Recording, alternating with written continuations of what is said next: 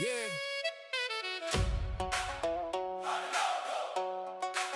Your town nice.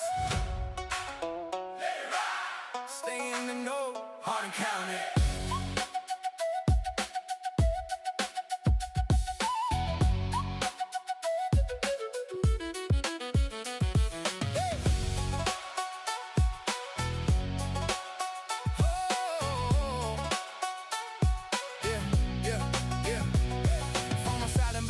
Talk loud. Hardin local got the whole town down. From Radcliffe Rose to the E-Town Square. If it's going down, you'll hear it right here. Nate got the scoop when the business grow. Nate's business buzz, let the whole town know. New shop popping, yeah, the word gon' flow. Local grind strong, let the spotlight glow. Then J.O.B. with the weekend plans. Events in the county for the whole fam. Concerts, festivals, places to go. Circle that calendar so you don't miss the show. Stay in the know.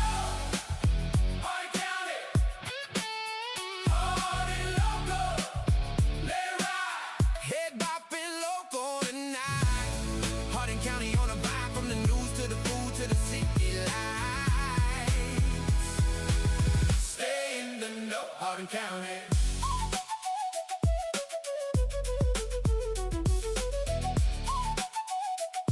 Yeah. Rachel got the numbers when the market move. Housing update, let the data prove who's buying what and where things go. Smart move start when you stay in the know. Then the food talk hit when the mic get lit. Experience eater, tell them where to sit. New spot fire, yeah, we gotta go. Local plates hot, let the flavor show. Small town roots, but the vision big. Every local story with the gig. From the sports park lights to the downtown glow. Hardin local on the mic, now the whole town knows. Stay in the know. Hardin County. Hardin local. Let it ride. Head bopping local tonight. Hardin County on the vibe, from the news to the food to the city lights. Stay in the know. Hardin County.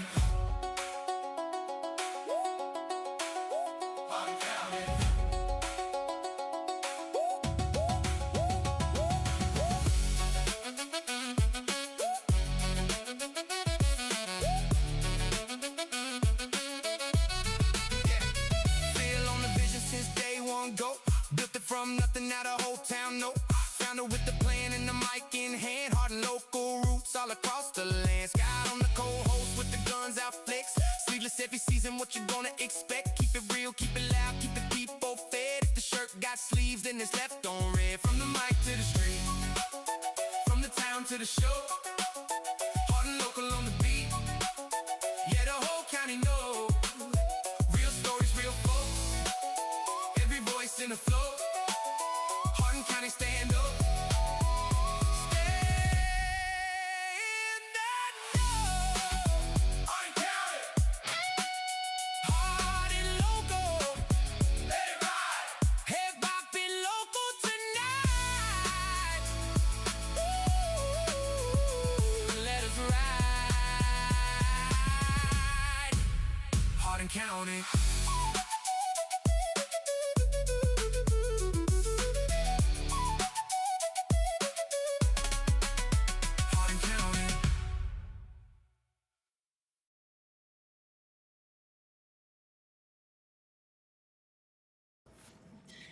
Welcome, everyone, to the Hardin Local Weekly Podcast. I'm Rachel Brainingham, and we're so glad you're here with us today. We've got a great show today. It is National Small Business Week all week long, and we're really heavily leaning into it. John's got a stacked events list, including a big Mother's Day weekend lined up, so happy early Mother's Day. Nate's got business buzz with 2 new tenants joining the mall, 2 restaurants opening downtown in the next 2 weeks, and a paper trail on a 3rd Papa John's location. And Britton and Michelle, the experienced eaters, they are doing a live reaction to Britton's video of Donato's Pizza in Elizabethtown, where they happened to visit on their 1-year anniversary. It's the kind of small business week story that absolutely writes itself.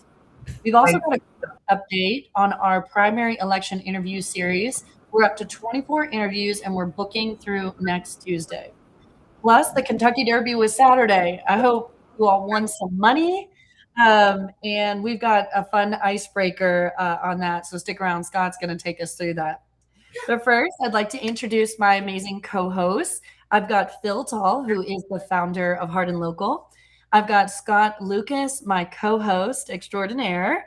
I've got John O'Brien, who is bringing us all the events and happenings in Hardin County.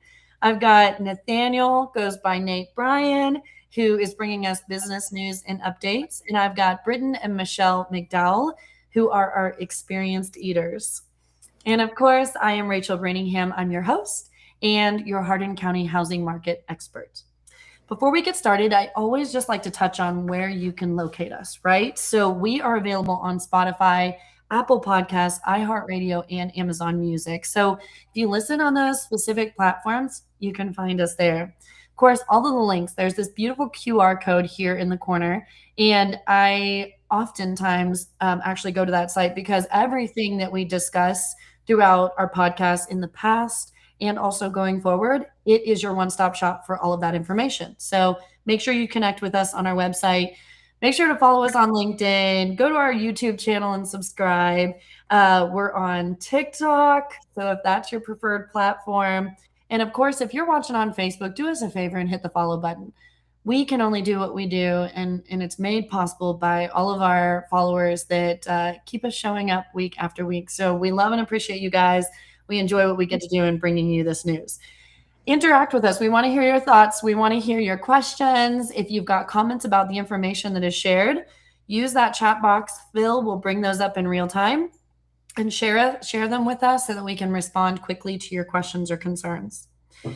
All right, guys, I want to give you a quick update on our primary election interview series. As of today, we're at 24 interviews completed. Phil, did you do all 24? I did. I did all of them. Wow. That's awesome. Was a man. It was long. We've got candidates from the state rep races, county and city offices across Hardin County and U.S. Senate, all on the record, all up on Facebook and YouTube, and all organized by race at hardinlocal.com. So make sure you go there, you find those, you get informed about how the public people that are running for office, how they stand on the political issues. And that way you can compare the candidates head to head with that information that they've given. I want to again say a big thank you to Omni Design Group and the Plumbing Doctor who sponsored all of these election interview series. Please support them both and make sure that they know that through them, this coverage was made possible. So we really appreciate both of their sponsorship. Again, it is Small Business Week. Scott, do you want to share a little bit about Small Business Week and putting that on everybody's radar? Where are we and what should folks be doing this week to support small businesses in our community? Yeah, so I'm glad you asked that, Rachel. So again, yes, it's this week, May 4th to May 10th. Mother's Day is May 10th, by the way, so put that on people's radar as well. But every business that we cover on the show, from the business buzz to the events, the experienced eater, they're all a business. And it took a lot of blood, sweat, and tears, probably those late nights burning the midnight oil, and it's their livelihood. So there's a couple of things that we ask people to do, you know, from all these restaurants that Britt and Michelle talk about. If you've never been there, go spend $1 there. Go get an appetizer, you know, try something new, try something different. If you've always wanted to try that Thai place or that Korean place or that new barbecue where it is locally, go to it. The other thing I would do is when you like the food, look them up on Google or Facebook and leave them a review. You know, I know a lot of people have posted a lot of good reviews, and sometimes in groups you get negative reviews about businesses. My rule of thumb, before you go inside of a public group to voice a grievance about a business, go on their review page. Because here's what might happen. You might say, hey, your food was crappy, or we didn't like the service. They might give you a discount next time. Sometimes they do that because they want you to come back, hey, try us again. The service will be better. And then another thing is, maybe if you don't do that, give them a shout out on your post, you know, tag them, you know, just look them up on Facebook or Google. They should have a review. And, you know, like, for example, right now, I think what is Donato's Pizza is celebrating their 1-year anniversary. You know, go try their pizza, go there, you know, spend $1. However, maybe if you don't have a lot of money, go spend $1 on a slice, then give them a review. So just a lot of different things you can do. And, like Rachel said, like us, follow us. Hardin Local is on Google. Go give us a good review if you want to. So other than that, Rachel, thank you. Yeah. Well, thank you. As someone who operates inside of 4 small businesses, every single day I think about the impact that reviews, that people spending money inside of our 4 walls, and how that impacts our families, etc. So like to this week, what I'm focusing on to kind of narrow this down is just every dollar that I spend, I think, can this be utilized somewhere that's owned by a small business operation rather than going to McDonald's? Can I swing in and grab French fries from Lakers downtown, right? Can I go to Cosmic Golf? So just reallocating your funds this week and raising awareness that those are real families in our community. Those are the companies that are supporting our baseball teams and our basketball teams. And they're the ones that keep this community moving rather than our money going to McDonald's and going straight out of our community. So simple tools to help build our local businesses. So thank you, Scott. I appreciate that. All right. Before we jump in to the next, does anybody have any announcements that they'd like to share with Hardin Local? I have one. First, I want to say hi to Carrie. Hello, everyone. It was good to see you this weekend, Carrie. Thanks for joining. And then also, yes, real quick, this Friday, May 8th, there's the 5th annual Birdies and Burgers Golf Scramble at Olivetown Country Club. They have it's 8 a.m. registration, 9 a.m. shotgun start, and it benefits the Down Syndrome Association of the Heartland, DSAH. They support families with Down syndrome across 7 counties: Hardin, LaRue, Hart, Meade, Grayson, Nelson, and Breckenridge. We covered this last year. Glad to do it again. 2 ways to plug in: put together a 4-person team for $400, or if you're not a golfer, lunch is open from 11 to 1 for $25. Burgers and fries from Bus and Bites, plus a silent auction all day. Got a local business? Their sponsorship levels start at $100 for a whole sign and go up from there. Aces, Eagles, Birdies, par. I don't know why it says that, but you can sign up at dsheartland.org/support, or email Tanya at dsheartland.org, which all that information is on our event calendar website, which you can find at hardinlocal.com. It's the event calendar under this week's links. You just scroll down to Friday, you'll be able to find that email on the website there. And that's a very special thing close to my heart. My youngest sister has Down syndrome, and what the Down Syndrome Association provides to this community is just incredible. It's a space where they're welcomed and celebrated, and they've got all kinds of different events that they host. So if you don't have time to golf, or you don't golf, at least go by and grab a lunch, because every dollar to them really is put to good use. So it's a very special thing to me. Thank you, Phil. Who has Down syndrome. You're welcome. Oh yeah, very important. Mm-hmm. Anybody else before we jump in? All right, guys. Well, let's get rolling. I got an icebreaker question, okay? So, of course, Kentucky Derby was Saturday, and Scott had a great one for us. So, Scott, do you want to give us our icebreaker question? Sure. It's so I was scrolling TikTok just a little bit, and I happened to see this video, and I thought it was probably just something made up, because I was like, "What? No way!" But it was a race, and the name of a horse was Badonkadonk. It's like, I just got a chuckle. So it's like, that gave me the idea. Is like, so the icebreaker is this: if you had your own horse running in the Kentucky Derby, what would you name it? That is a tough question. I know. I feel like I needed preparation time. Oh, let's go with Nate. Yeah, Nate. What is that? Who farted? Who farted? If you say it fast enough. I got one. And the horse would be named "And Down the Stretch They Come." There you go. I like that. All for it. I don't know. Yeah, I guess I could go with Standing Tall. Oh, it's standing tall by a length or something. There you go. I don't know. I feel like I would go with something like winner, because every time they'd be like, and winner's coming around the corner, headed straight to the finish line. I just go winner. Whenever we were in middle school, the winning from our class was "he won't win." If you're wrong, you're still wrong.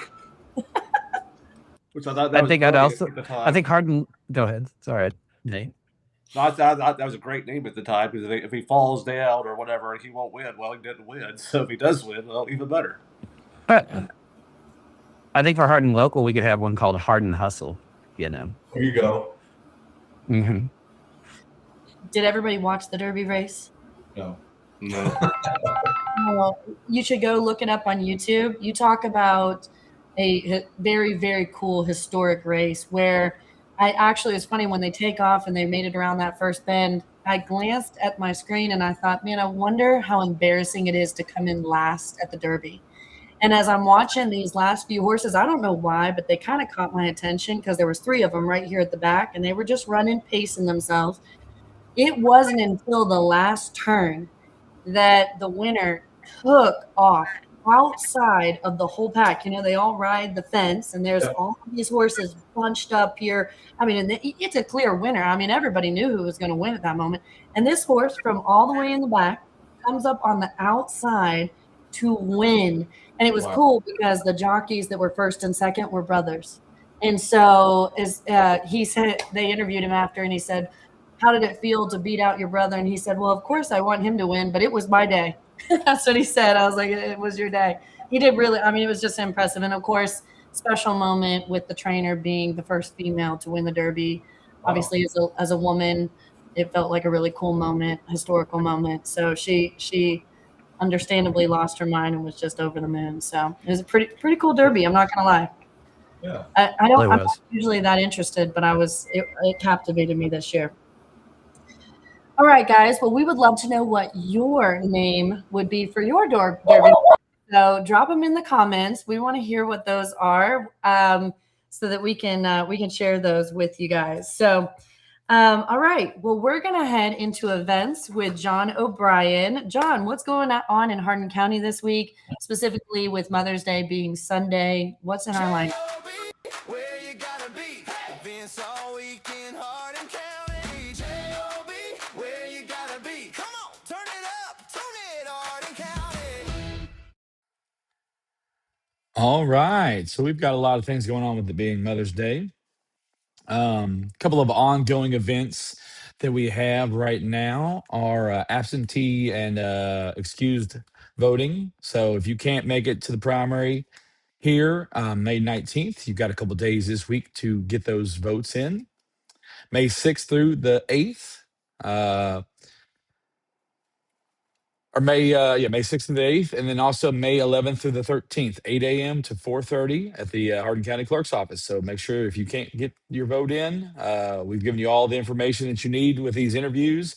Go make your choice for your candidates. Also, we've got Nurses Week going on along with Small Business Week this week. So Impel's Larry's downtown, or I call it, Pizza Larry's is taking care of those nurses for 3 days. They're getting a good 15% discount. So come on down and you can get that discount. A Few Good Men will be performed by the Hardin County Playhouse at the ECTC Science Auditorium Friday, May 8th, Saturday, May 9th, and Sunday, May 10th. Tomorrow, we've got a leaf classification going on. It's Wild Roots Homeschool at Saunders Springs. So you can check that out. It's 10 a.m. So they're going to show you some leaf classifications. Hopefully tell you what poison ivy is and how to stay away from it. That's a good one. Cousins Maine Lobster at Baumgar's is going to be 11 a.m. to 7 p.m. Order on the app is the easiest way to do it, so you get ahead of the line. Thursday, we got the Garden Club meeting, the Invaders and their impact on us. It's going to be 9 a.m. to 10 a.m. is the program. Robert Bean is going to be talking, and visitors are welcome. So if you're not in the club, you can come listen to all about those invaders in your garden and how you can kind of keep them away. Intro to Mountain Biking Part 2 going on at Saunders Spring. So if you missed the first one, don't worry, you can still come. 6 p.m. to 8 p.m. If you ever thought about mountain biking, come on down. They will help you kind of learn how to do it, or if you've been doing it for a while, maybe they'll show you a few new tricks, or you can show somebody else some new tricks. Also, we got the Mom Fuel Girls Night Cookie Decorating class at the Hardin County Chamber of Commerce, 6 p.m. You can go make you some cool cookies. There is a spot at crazycookies.net to sign up for that. So get your tickets for that before you show up. Friday, we've got a day brunch at Aspen Alcove. It's 1108 Regency Way, Elizabethtown, RSVP. It's 10 a.m. to 11 a.m. The Secret Garden Flower Bar is going to be at Bird Whistle Books, 2 p.m. to 6 p.m. It's a really fun event, $30 for 12 stems. So you can kind of make your own bouquet for your mom for Mother's Day. Super good and fun activity. And you can read some books while you're there. And the record store is right there too. So it's a fun time. They got some good music playing in there all the time. We've got Shakespeare in the Park. The Tempest is going to be up at the Colvin Community Center, or Rapid City Park. If the rain happens to be at the Colvin Community Center, hopefully there's no rain. It's a free outdoor Shakespeare presentation. So if you want to check that out, head up to Radcliffe. Wellington. Oh, this name's going to get me. I should have probably practiced it. Oh, Chouquois. Live comedy going on at the Saber and Quill. That comedy has been rocking up there here lately. 6:30 is the doors, 7:30 is the show. $10 in advance, 15 at the door. Light the Night, Hardin County. It's a Casa of the Heartland going on. It's a 5K walk run for vulnerable children, 7 p.m. So if you want to light up the night and get a little exercise in, it'd be a fun time. Live music is going on at Cosmic Golf. Keegan Hatton. It's going to be Friday night.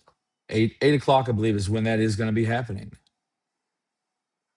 Saturday, we got the Trojan Cruise In. NHHS Beta Club fundraiser, 10 a.m. to 1 p.m. High school, North Hardin High School. It's a $10 suggested donation. There's going to be trophies for 6 categories. So if you like cars, you have cars, you want to take the kids out to check out some cars, it's a good place to go. Mother's Day tea at Clean Goodies, 10 a.m. to 12 p.m. in Radcliffe for another Mother's Day activity. Big weekend activity for Mother's Day weekend is the E-Town Wine Fest. It's always a fun time. Local wineries come in all around Kentucky. I know that there's one out in Vine Grove area that has been open for a little while, and there's actually another event for them later on this weekend. But they'll be out there. And also, we got John Langley will be playing at the Wine Fest. So after you've had your wine, you can come on downtown to Bourbon Barrel Tavern, and Casey and Romy will be playing live for all your favorite songs from the 90s, 80s, and 2000s. This is one of my favorite events. Is the Shrimp Bowl out at Thurman's Landing. It's $35 per person. You can't beat a shrimp bowl. It kind of lets you know that summer's almost here. When you got those shrimp, corn on the cob, potatoes, all that good stuff. Reservations are 270 268. Sorry about that. Oh, you're fine. I messed it up. I crashed. We've also got some live music out at Cosmic Golf. What's that? Oh, nothing. I crashed so that my Okay. browser crashed, so it took away the screen share. So you can keep on going. Yeah. So that's a cool little thing. I like that new added feature there. So the Rockin' Cowboys are going to be playing again. Did you guys get out to see those, Rachel? The Rockin' Cowboys? I was so sad. We are going to make it on this event. I feel like you need to knock it out. Yeah, it's going to be a fun time. There was a bunch of my friends that did make it, and everybody was bragging about them and how talented they were. You're not going to want to miss that, guys. And they're very cool. And They're younger, correct? Yes, they are. Yeah. Yeah, and one of them plays the drums and sings, and one plays the guitar and sings. Guitar. Yep. I heard super talented, and the drummer that also sings. That's incredibly difficult to do at the same time. So anyway, you're not going to want to miss those. It's true. I mean, there's not very many. I mean, Phil Collins did it, but yeah, there's not a whole lot of folks out there that knocked that out. And then on Sunday we've got the Mother's Day, right? That's what's going on. Take your mother out, cook her dinner at home, cook her lunch at home, but also there's a great lunch at the J&H Farm Winery. I think you went out there, Nate, and took some photos, videos out there. I And did. oddly, they came in yesterday to the bar, and I was talking to them. The couple that own it is super nice. And I mentioned that we were going to talk to about them today. Because I mentioned to them, and they are already on the same wavelength when I went out there, but they would like to get into more local places, whether it's bars, restaurants, come up with unique combinations that you can only find there, which I think is a great idea for both them and the business themselves. Oh, for sure. I mean, we do have wine here at Bourbon Barrel Tavern. We don't sell a lot of it, but we do like to have it on hand in case anybody wants to have some. But this seems like a really cool option here. You know, you buy your ticket, it's chicken parmesan, roast beef, has some sides and banana pudding. I love banana pudding. I leveled up my game last year when I put Nutter Butters in it instead of like Nilla wafers. Oh, Britt, I'm telling you, you're gonna have to try it. It's a good upgrade because peanut butter and banana just makes sense. It does. Well, and I feel like Mother's Day, it presents a bit of a challenge because if you're cooking, obviously mom's probably in the kitchen working and or cleaning up. So this is a great solution. Let's get her out of the house so she can relax. So Yeah. I mean, I'm really looking at this. It sounds like a great way to go, and it's a beautiful atmosphere. Nate, I did see your post. Gorgeous place. So I'm excited to dial in on that one. That's really cool. A very fun time. Good. Well, thank you, John. What a week. I mean, that's a lot of different events. I've highlighted over 5. We'll see how many I make it to. So thank you very much, John, for those. J-O-B, where you gotta be. Events all week in Hardin County. J-O-B, where you gotta be. Come on, turn it up, tune it, Hardin County. And what is real quick, Rachel, is all these are small businesses, you know? Yeah. So, you know, every single one of them. I don't see any franchises on here, nonprofits. So go out there and share the love with your mama and these businesses. That's super cool. Awesome. And before we move off of that, Bill, did Carrie just comment that the Yeah, she did. young men that are performing, the Rockin' Cowboys, they're 11 and 14 years old. They're really good. They're really good. I've watched them. They're like, what do you call it? Musical. One of them's definitely a prodigy, I would guess, if I had to guess. Because the drummer's the young one, and he still plays and sings at the same time. I've never really seen anybody that young be able to. I mean, there's very few drummers that can sing too. My youngest wants to be a drummer, so I'm trying to inspire him. So we're really going to try to make it there Saturday. So, Phil, let's let you jump in. You wanted to update about some absentee voting. I was just good, and I forgot to do the actual last minute research, but I'm going to be live again this week with some candidate interviews. So we'll go over there, which is just like, want to make sure I have the right facts about what qualifies you to do that excused absentee and that sort of thing. Okay. But I'll put out a post about it. Perfect. Later. Awesome. All right, guys. Well, I'm going to jump into, thank you, John. Appreciate you. I'm going to jump into our housing market update. Give me a second.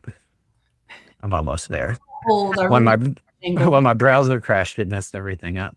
All right. Here we go. No, I know. But we still like the songs and we like the screen shares. Rachel's got the numbers, who's buying, who's selling, what's hot on the block. Hardin County housing market update. Hey! All right, guys. Well, I'm super excited to be bringing you the housing market update for the week of April 28th through May 5th.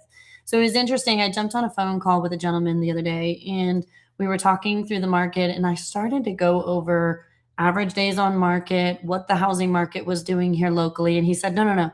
I watch you every week. That's why we've made the decision to list our home. So this information creates knowledge, and that knowledge turns into real-time ability to make decisions that affect your family. So hopefully you're able to take this information and use it to make some very difficult decisions at times. So of course, I'm Rachel Brainingham. I am here with your weekly housing market update for Elizabethtown and Hardin County. All the information I bring to you is from the Heart of Kentucky MLS. So last week, I want to talk through, Phil has this incredible link on hardinlocal.com. So if you missed this episode, or if you want to glance back on weeks past, the trends are all located on the Hardin Local website. So make sure you go there and click on the housing market update. This week, we had 36 new homes that came to the market. They are active homes that are for sale. 21 homes went under contract, with 24 families moving into their new houses.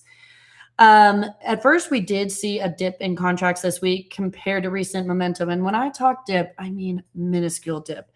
But I would attribute that to probably the Derby and the festivities surrounding the Derby. I think a lot of people either attended and or just spent time with family and friends. So I don't see, you're going to notice just a little bit of adjusting here, but not much of anything. I think it was just a momentary pause. As you can see, momentum remained consistent. So average days on market is now 76 days. We're continuing to trend downward. Keep in mind that was almost 100 back in January. So when I hear people comment that, oh, the market is slowing down, I'm like, not countywide. Of course, that might not be specific to your community or your neighborhood, and if you want those numbers specifically, I can pull stats from within your little radius, but this is Hardin County market wide. We are trending downwards. We are trending faster every single day. Homes are still selling faster week over week, which tells us buyer activity remains present, even as the pace of new contracts temporarily adjusts. We currently have 339 active homes on the market, with 104 homes sold in the last 30 days. That puts us at approximately 3.3 months of inventory. We are still firmly in a seller-leaning market, with tight inventory levels supporting continued demand. Like this week, we've seen homes that have sat on the market for an extended amount of time go under contract. We're just starting to see that inventory reduce down. And because of that, you're starting to see some of the difference between list to sold price close that gap just a hair. Your average list price is $361,697, which actually went up a little bit. So some of those higher priced homes are being presented to the market. Our average sold price is $313,885, with a median sold price across Hardin County of $310,000. I like to break this down. This was something Phil had mentioned, and I thought this was great. This breaks down price categories. So your pre-approval is up to a certain dollar amount. You can kind of see here how much inventory and what days on market looks like in that price point. So under $250,000, there are 71 active homes on the market for you to choose from. And the average days on market is about 76 days. Days on market broken down means the date the house goes live on the MLS, the multiple listing service, until the day it's actually sold on the multiple listing service. So 76 days on market, it is the hottest and fastest price point to move here in the community. Between 250,000 and 400,000, we have a large amount of inventory. So 166 homes available for you to look at.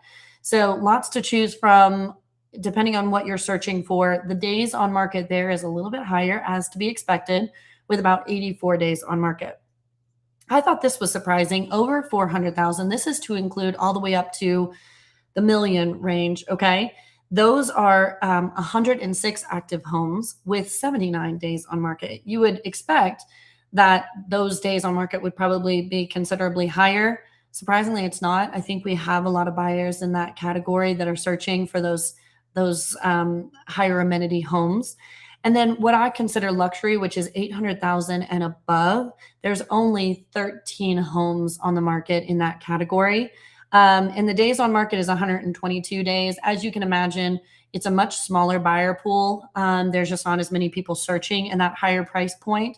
And so days on market. So if you're getting ready to list your home, just keep in mind, you're not in a big pool of options, so you'll stand out. But if you don't consider that price point carefully and present it aggressively, you're probably looking at extended days on market. And I know that 122 days is an average. However, they're as high as 362 days on market, and some of those listings have been reset several times.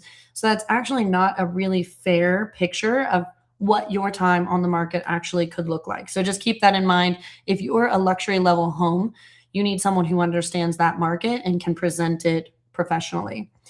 Guys, the market remains strong and it's really seller leaning. I mean, even with the Derby festivities, you still saw a large amount of homes go under contract. Inventory has dipped. We are down to that 3.3 months of inventory. So what that means is anything over 5 months of inventory on the market is considered a buyer's market. Anything under 5 months on the market is considered a seller's market. We're at 3.3. So if you're a seller that's considering selling this year, I would recommend you get with an agent and you start that discussion now and what that looks like for your personal home, because your greatest return is probably right now in this moment. Guys, kind of to wrap things up, once again, you want to go to hardinlocal.com. You can see the trends here as we're ironing out this information and really making sure our graphs show correctly. You can see here, average days on market has trended down dramatically since the first of the year. This is all showing you exactly what we expected to see, which is spring momentum. And we're in the middle of it. And we're going to be heading into a hotter summer, I believe. So if you're thinking about selling or you're thinking about buying, there's still some excellent deals. I've worked with several buyers over the last couple of weeks where they got deals of a lifetime. Inventory that had sat since last fall, they were able to capture that inventory at incredibly low prices with a ton of equity walking in the door. So just because it's a seller leaning market doesn't mean that buyers aren't still getting killer deals. So kind of wrap this up, the market is stable and it's very strong. It's not slowing down. Interest rates are still on FHA, VA, USDA. They're still in those high fives, conventionals, those low sixes. But you're able to capture those deals right now. Sellers, you're seeing people purchasing. So if you're considering selling, it's a good time to do so. As always, if you want a hyper local breakdown for your specific situation, please reach out. Me and my team would love the opportunity to support you. And thanks, Phil, for my graphs. They're so Rachel's fancy. got the numbers. Who's buying, who's selling, what's hot on the block. Hardin County House Market Update. Hey! You know, Oh, and you're welcome. We'll keep doing those charts. I like them. well, it's so fun to have clients call and be like, oh, we're seeing all these houses sit. And then to be able to have this information and be able to send them the Hardin Local link and say, actually, like, yes, there are specific situations that don't fit the norm, correct? Like we can all, these are statistical averages. They're not specific to you. So there are those unique homes that just aren't selling, but it's so cool to be able to send them this information and then they have the knowledge and understanding of what's actually happening market wide. So thank you, Phil. Well, All right, Nate, you ready to here? I'm so excited. It sounds like we've got some fun stuff happening. If business is buzzing in town, Nate already knows it's Nate's Biz Buzz. Yeah, Nate's Business Buzz. Yeah. All right. It's been a while since I touched on Town Mall, which will be City Center soon. I think after all the stuff is done, I wouldn't expect it to be renamed or see a new sign up until later 26, maybe 2027. But we got two town malls. Both of these I have found on planhub.com, which the links work if you have them. It does show it, so I'm not sharing anything that you can't get off a link. I've shared it with Phil too. He has seen them, so this is legit. Number one, JD Sports is coming to the mall. I'm guessing it's going to be a Finish Line rebrand. The reason I say that is that JD Sports now owns Finish Line. I believe I haven't been to the Louisville malls recently. I don't know if any of you all have, But I believe one of the finish lines up there was rebranded JD Sports. They own them both, and the plans show JD Sports. They do not mention finish line, but they sell similar stuff, and I can't see us having two. So I'm going to assume it's a rebranded finish line. Obviously, with the remodel, finish line is not going to stay where it's at. And then once after the remodel happens, they will move into a bigger store. Also, VisionWorks, which I had heard this one for a while. If you know where VisionWorks is, it's where I get my glasses every year for very cheap, thanks to insurance. Yep. It's next to Namaste over there. It will be moving into the mall and in a bigger store too. It's going to be in the front diagonal location according to the plans, like 7,000 square feet, I think. So that should be plenty of space. Obviously, they need a lot of back end space for making glasses and storage. So a lot of that space you're not going to see. When I put the post up, a lot of people were saying parking, parking, parking, parking. Like it dominated the comments. Is that this should definitely help the parking for VisionWorks, but also for Namaste, which I've never been to. But I'm sure that if it's busy during the day when VisionWorks is open, that probably helps them, helps some other businesses over there. So I think this is a good move for both. And it wouldn't shock me. Now, this is just Nate guessing, nothing official, but would not shock me if Namaste ends up at the VisionWorks property and expands. I think that would make sense. I've heard of Indian Hot Pot, so that's just Nate projecting, not official. Do not put it out there. It's not going with that, but would not shock me for that VisionWorks building to stay long, or VisionWorks once they move to the mall for that spot to stay open very long. Anybody want to add anything to that before we move on? It's good to know about VisionWorks because I get my contacts there. So yeah, I get my glasses there. I've been going there for years. Gotten so many dilations there that I'd rather not have anymore. I do get my glasses there. They've always been friendly. I believe. I think I was going there before, when it was Dr. Beiser's, I believe, was what it was before. Dr. Beiser's. Yep. So it's been there for quite a while. Yeah.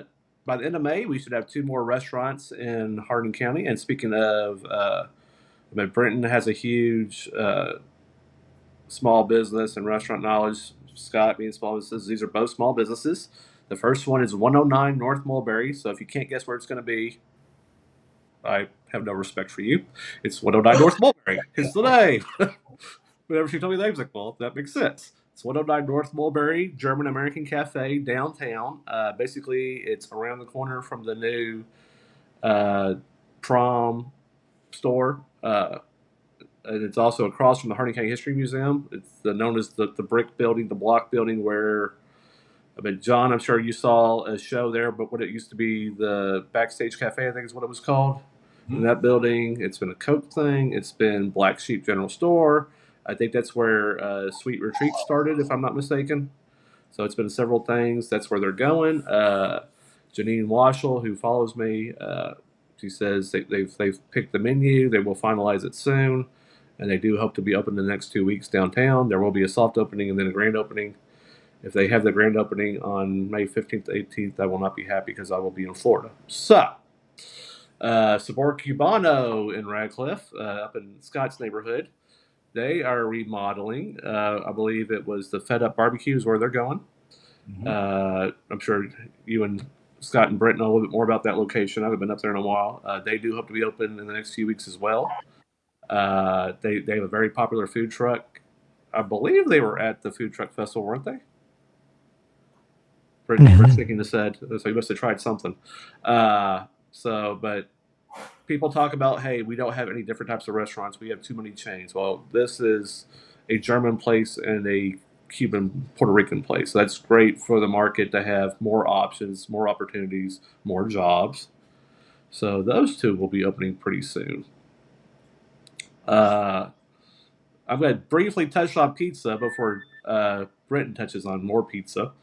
But I did go out to Donato's this past weekend for the grand opening. Philip Justice wasn't there, but we went out there. I took some pictures. And then sticking with pizza, Papa John's, if you've been on 62 out near Central Hardin, the Litchfield Road sign is now up too in the front. So it's definitely coming along. I would expect them to be open late May, June. I can't see it taking until July, especially with all the signage now up.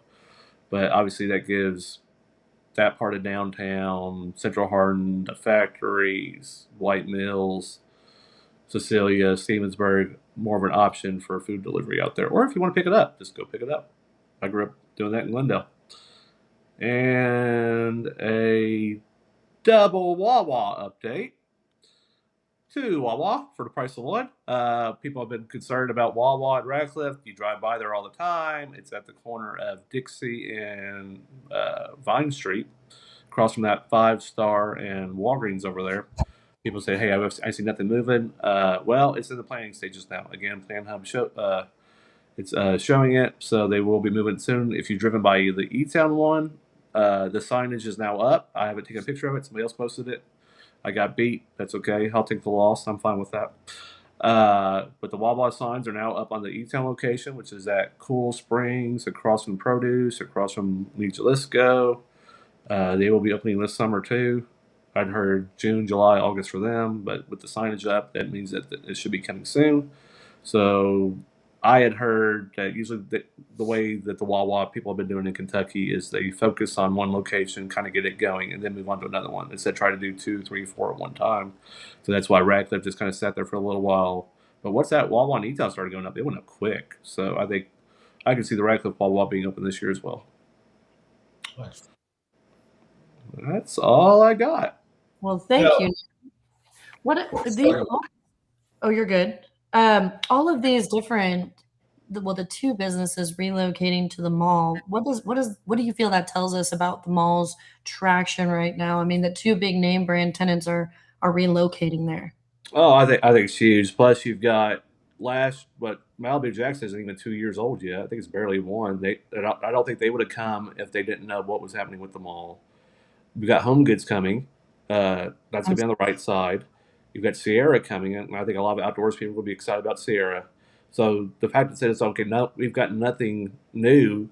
Well, that's 5 new names in less than 2 years, and we know the 2 restaurants are going to be new too. So like Sam's Gyro's not going back in there. It's going to be 2 new ones. I'm pretty sure they're going to be national known chains. So we have our guesses, because obviously Chicken Child has to go somewhere. We know they're coming. We don't know where they're going, but they've got to go somewhere, and I think that would be a great spot for them. I've heard Mission Barbecue. I've heard a couple other places. Bubba's 33. I mean, they've got all sorts of options, but I'm sure Tim Allback has done such a great job turning that mall in. I don't think any of us can argue, even though we've all went there in the past, that it doesn't look better now. I'm in agreement. And from a small business standpoint, I think Scott and Brenton would agree. It's so much easier when you have your own entrance. It's so much easier when you can control your own hours. When you have your own signage, that some of the places in the mall, we didn't have that. And now that they've used all that square footage to give that more space, we're getting a bigger Victoria's Secret, which I'm sure Rachel's going to be thrilled with. We're getting a bigger Bath and Body Works, which again, Rachel's going to be thrilled with. Yep. Not my stores. But we're getting bigger stores from there. We're getting a bigger American Eagle with Aerie.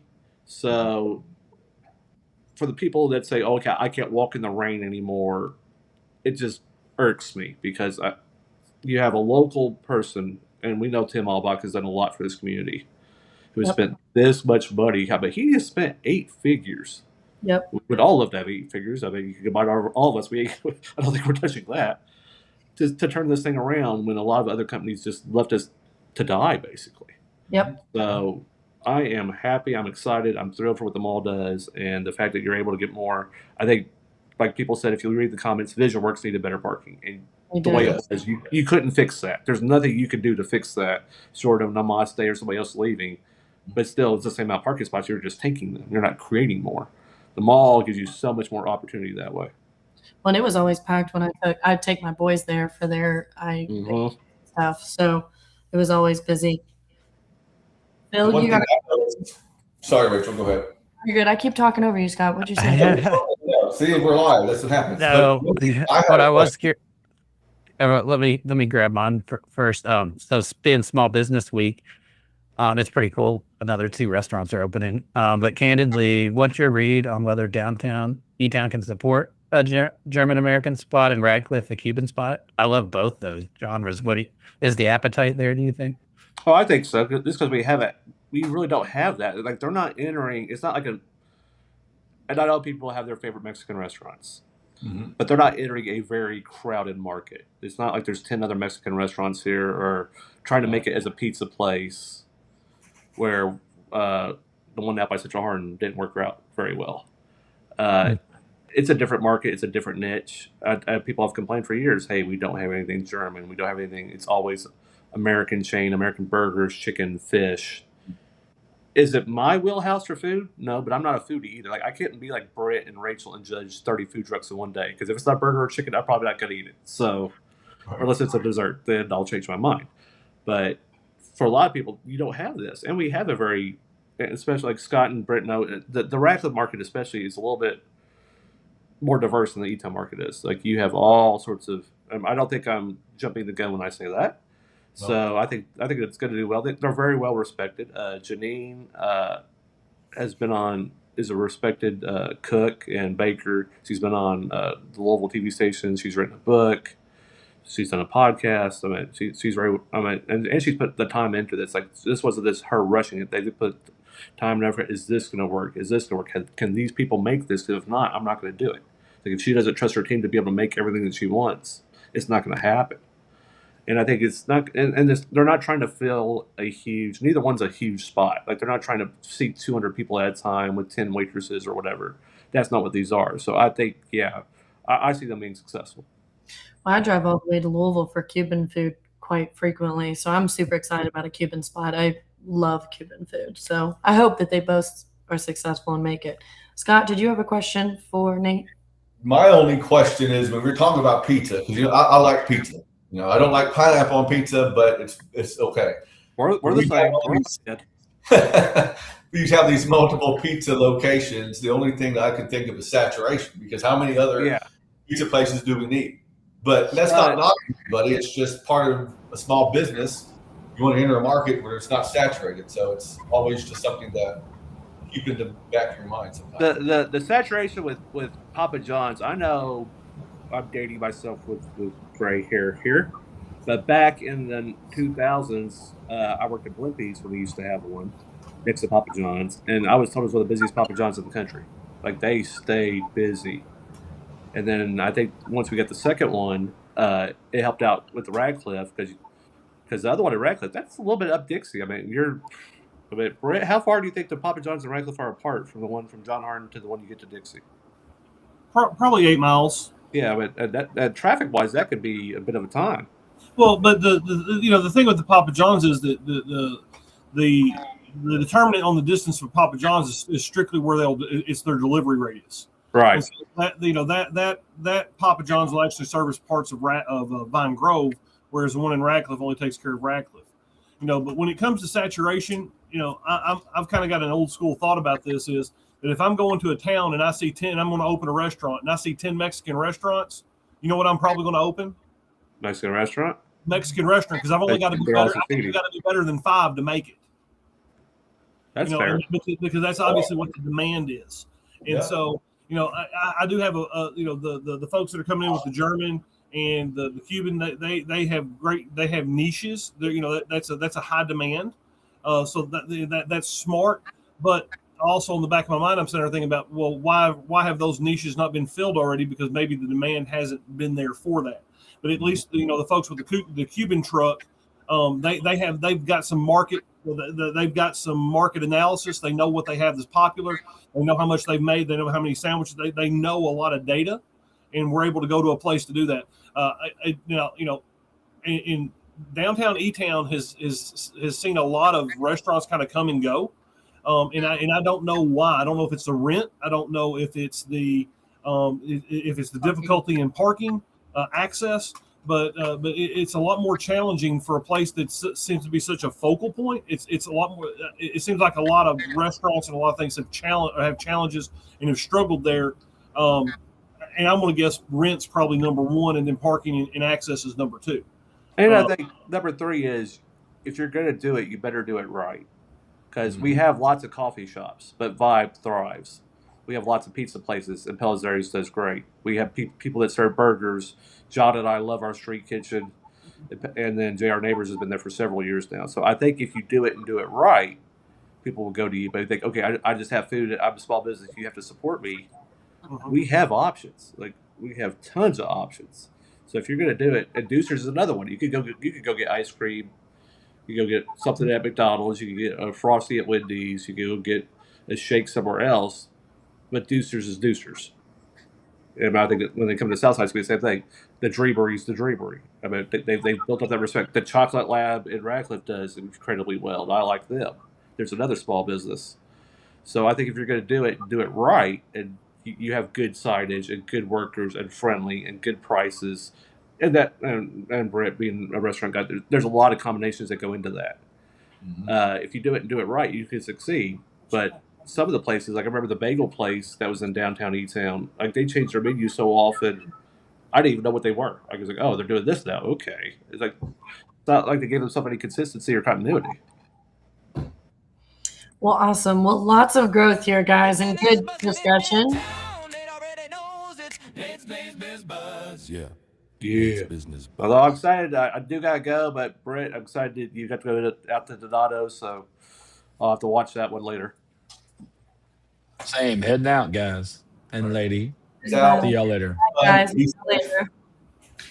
Well, I'm super excited to get into this with Britt and Michelle. So the experienced eaters, and this is perfect for Small Business Week segment today. You guys went to Donato's, which is interesting because my 9-year-old has been begging to go to Donato's.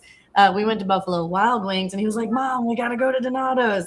So anyway, it sounds like they had a 1-year anniversary, and you guys attended that. It was a big milestone last week. Kind of walk us through what happened.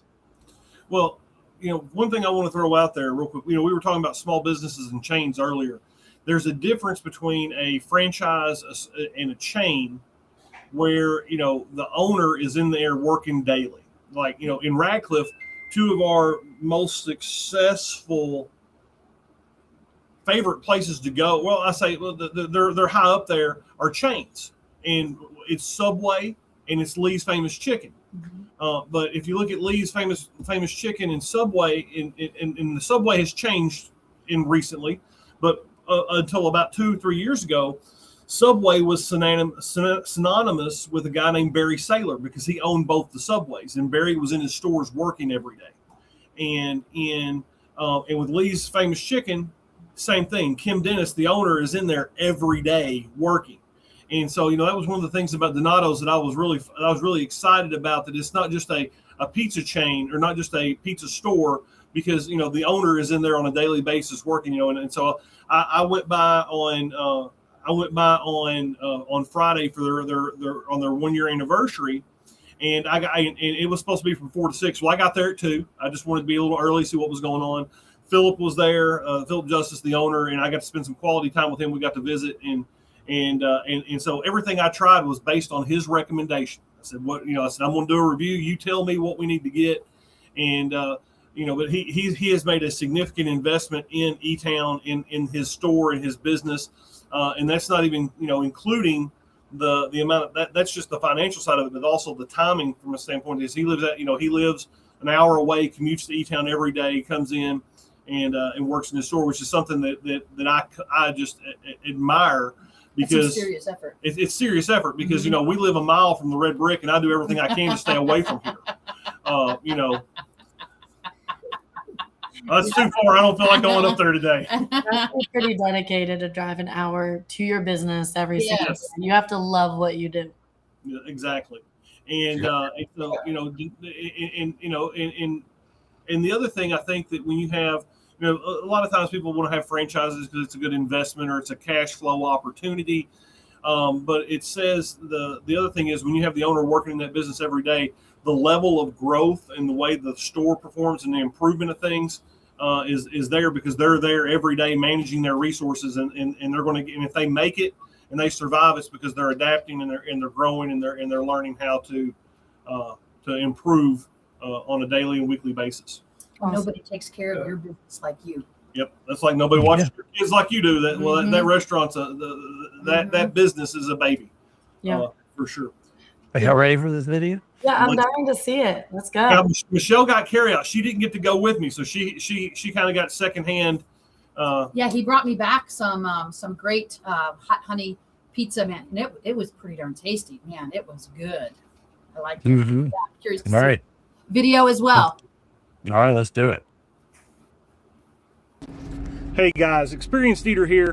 We're in Elizabethtown, Kentucky, and we're going to go check out Donato's Pizza. It's a special day for them. It's their 1-year anniversary, and I'm excited to see what they have for us. They've got a huge menu, and I'm excited to go try some of their signature pizzas. So the owner, Philip, especially recommended this pizza here. This is their hot honey pepperoni, and let me tell you what, this was a treat. All right, so we have the hot honey pepperoni. They asked me if I like spicy, and well, I said, yeah, sign me up. So this is and I love square cut pizza because I'm not a big crust guy, and I love it when I like the inside pieces. So you can see the undercarriage here. It's done. Let's see how this goes. I tried to do that in one bite, and it didn't work out. Much bigger bite than I intended to. So at this point in the video, I'm all in. Yeah. There's no backing out. There is no just little nibble here. I tried to do, and it just, but it was really good. That's great. I love the sweet, the heat, the crunch. That's fantastic. I tried to eat one bite. That didn't work. You know how that goes. But this is something you got to try. All right. Sweet tooth kicking in. And so we've got some of the Donato cinnamon bread. I wish you could smell what I'm smelling right here. I want you to look at that. I'm in trouble. Just leave it at that. All right, I'm gonna get this first bite because I'm impatient. I'm gonna try not to burn my face off because this is really hot. But look at that.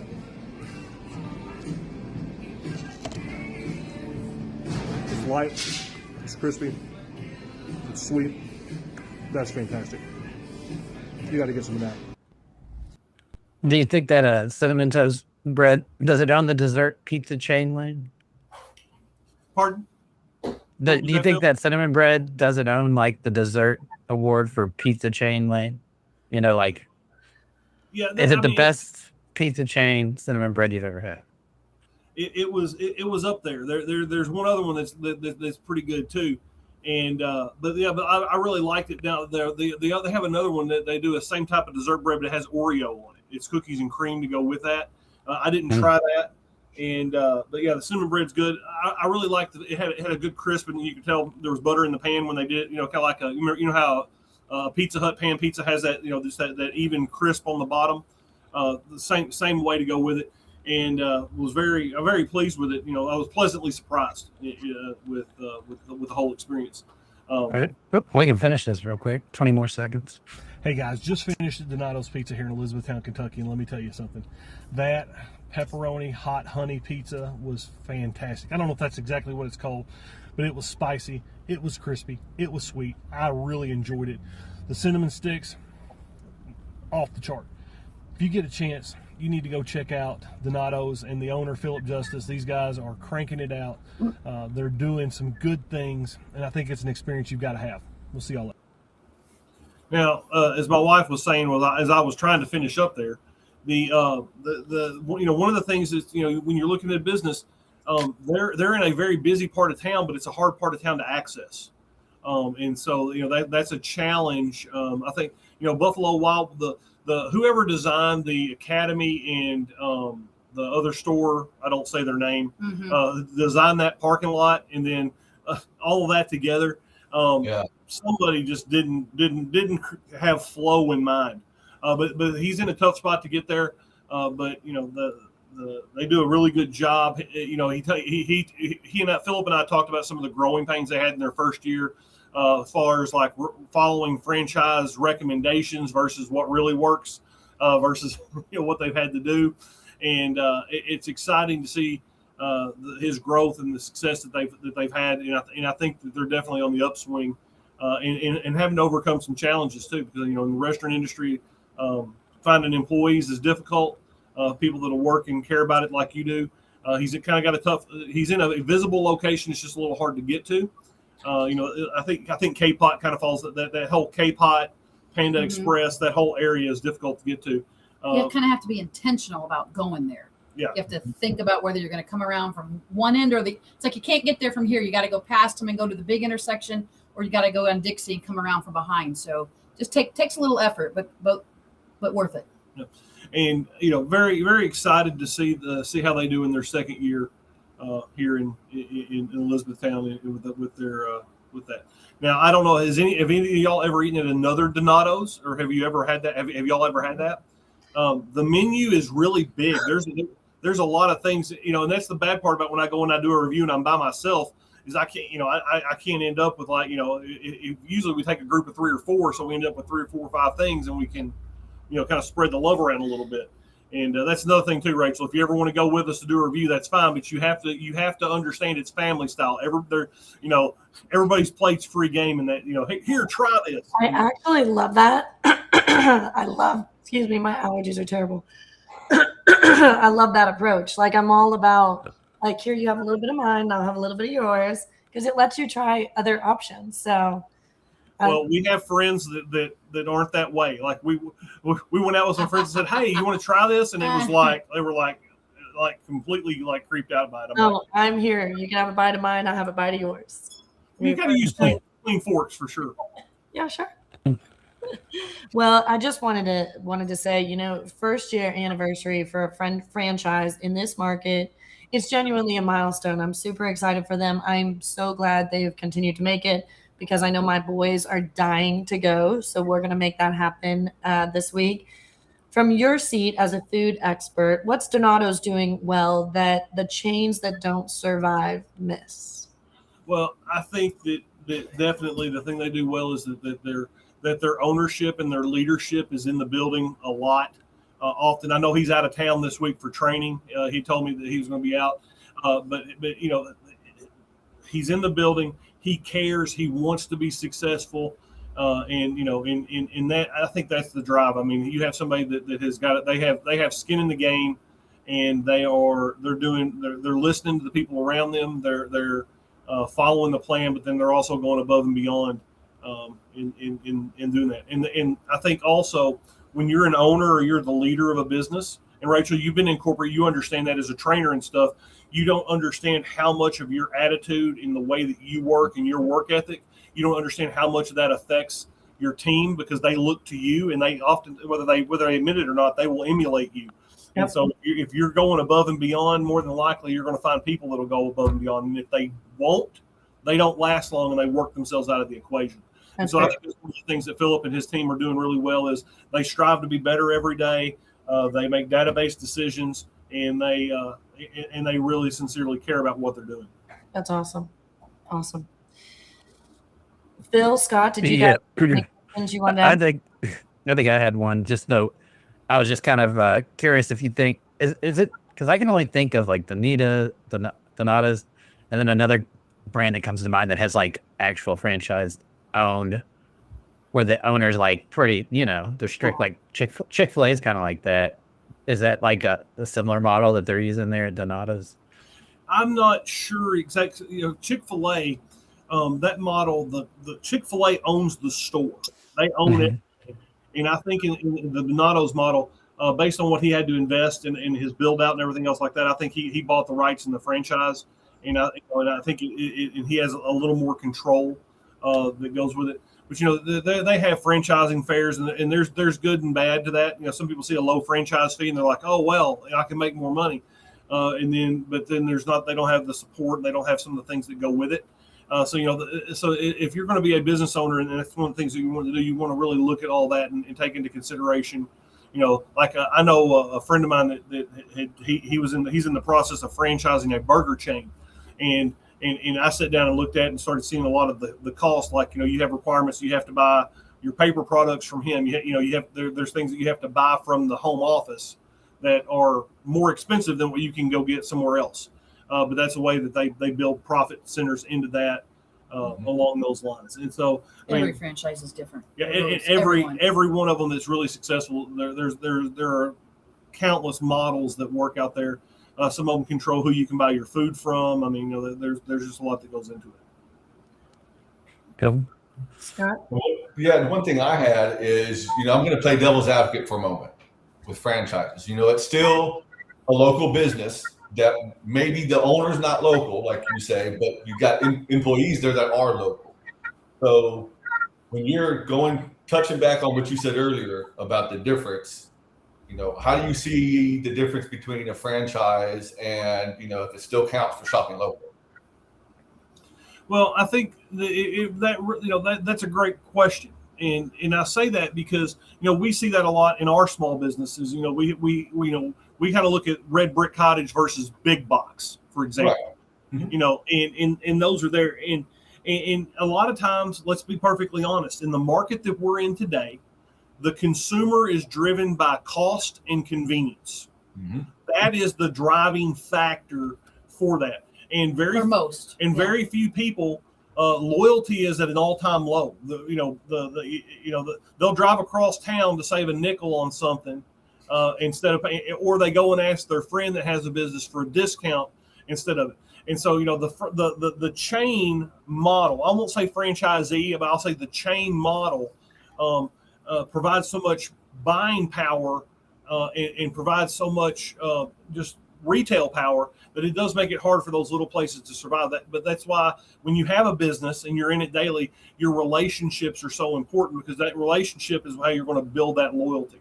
Rachel has seen benefit from that because, people are getting, by hosting this show, people are getting to know her in a way that they haven't seen her before. It helps her brand herself as the expert, not just saying, hey, I'm the expert. It's like, oh, I'm on a podcast and they say I'm the expert. And that helps do that. Same thing with what you do, Scott, and same thing for Phil. And so that relationship is how, building that relationship and putting that equity in that is how you build that loyalty. And that's oftentimes the reason that you can survive.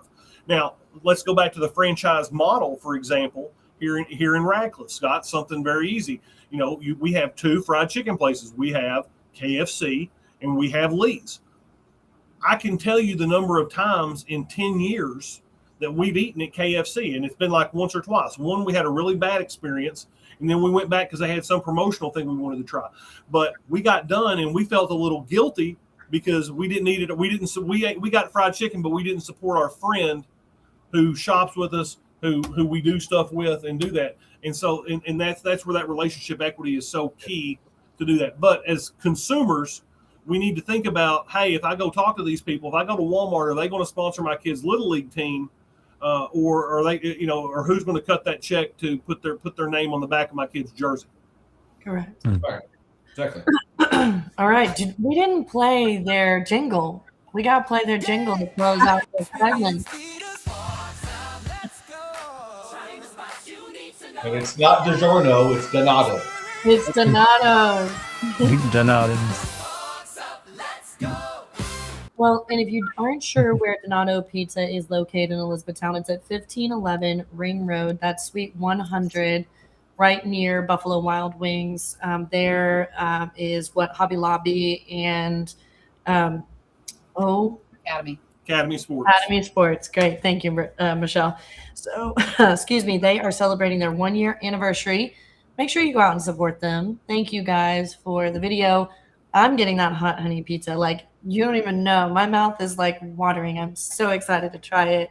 I'm not kidding. When I brought it home and Michelle had it and we were kind of conversing with knowing that your love for spice, we said, we know one person that's got to have this pizza. I cannot wait. I mean, unusual. And that's what, and I think nowadays, even especially with pizza, because there's so many different options, I had never had that combination on a pizza before. And I really liked it. It was just something different, which everybody's looking for. So I would definitely recommend it. As soon as I saw it on the screen, it called to me. Okay. Now, I will tell you this.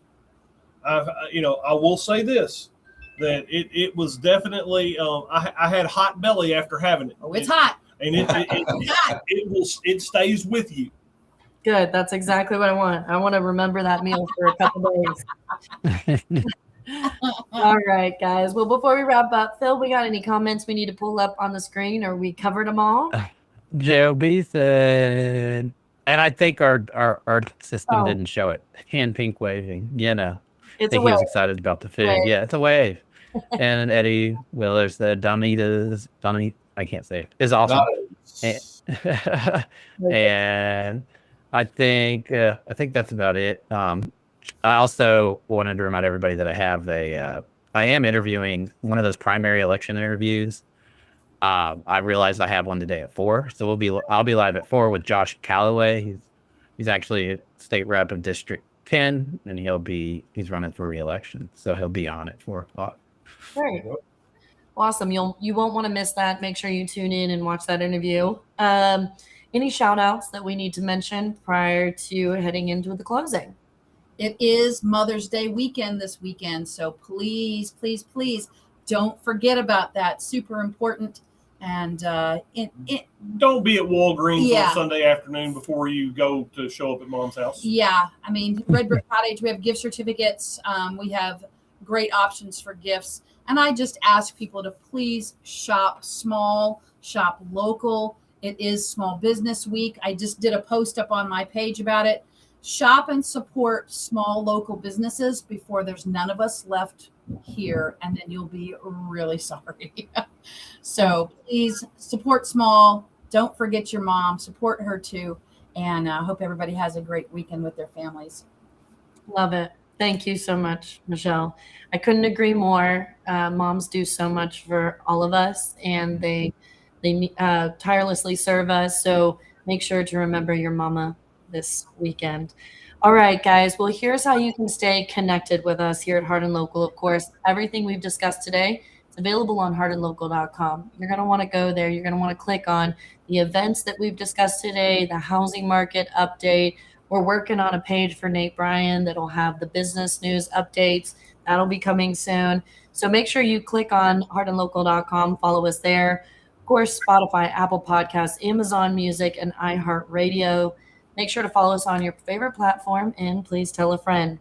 LinkedIn, YouTube, Facebook, TikTok. You want to follow us on these platforms, guys. We're constantly updating. We're bringing news to you sooner, faster, and as fresh as we can possibly make it. Of course, it's Small Business Week. You don't have to do a lot. Pick your favorite 5 small businesses and go to their page and do a review. If you're going to go out and purchase a meal this week, make it local, right? Make it somebody who has ties to this community where that money stays here in our town. Spend $1 somewhere local you wouldn't normally go. Walk in somewhere and try something new. My kiddos got to go make pottery downtown last week and with our nanny, and they had the best time. So, go somewhere new. Take mom there. Just find a couple small ways that you can benefit a local business owner. And speaking of small business, we are an episode sponsor away from a perfect Small Business Week conversation. We don't have a weekly episode sponsor today, and that's exactly the kind of slot a local small business should be in. If you've got a small business in Hardin County and you want a half hour of your customers' attention every Tuesday at 1 p.m., head to hardinlocal.com and fill out the sponsor form. We'd love to talk with you. Of course, election coverage. Phil's got another a session here coming up at what you said, 4 o'clock, Phil? At 4 o'clock? You're not going to want to miss that. 24 interviews completed and counting. Phil, thank you for your dedication and service to making this happen and bringing all of this to the community. Make sure to watch them all. They're available on hardinlocal.com. I know last week was incredibly busy for me and myself, but you can still find them and you can actually pull those out, watch them, be informed about who you're voting for. There is that we will bring more to you about absentee voting. Phil, you're going to dig into that a little bit more and present some more information. So you want to make sure that you have the ability to get out and vote. Mother's Day is Sunday. Make a plan, book early. We've got some great options as we went over earlier in the segment. Take a picture and post it. We'd love to see what you're doing with your mamas this weekend and tag a small business while you're at it. And of course, head over to Donato's Pizza. I will be for that hot honey pizza. I am so excited. They're at 1511 Ring Road, Suite 100. They're celebrating 1 year. Thanks, Britt and Michelle, for going over there. All right, Phil, Scott, John, Nate, Britton, and Michelle, thank you all. And to everyone watching, thank you for being part of the Hardin Local community. Shop local this week, guys. We'll see you back here next Tuesday, same time, same place. Until then, make sure to tune in to Phil's election interview this afternoon. Support local, stay connected, and enjoy everything happening right here in Hardin County. Happy Mother's Day and have a great week. Be nice to each other.